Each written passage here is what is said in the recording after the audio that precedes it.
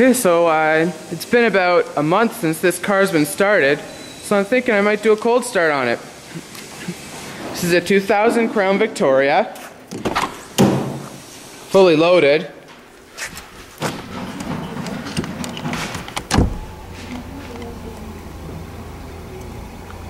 Power seats.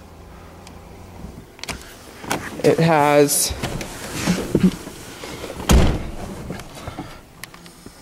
230,024 kilometers on it, and CD player, really comfy interior. We have power, and it started. Now, this has the 4.6 V8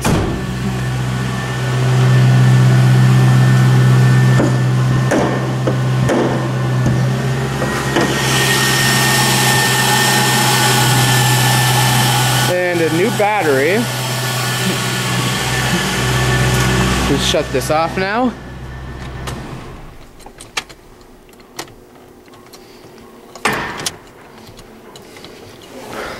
And this is a donated car. You can donate a car to the school and you get a tax receipt for it. Depends on the car, but you get between $300 and $400 a car. A lot higher than scrap price, that is.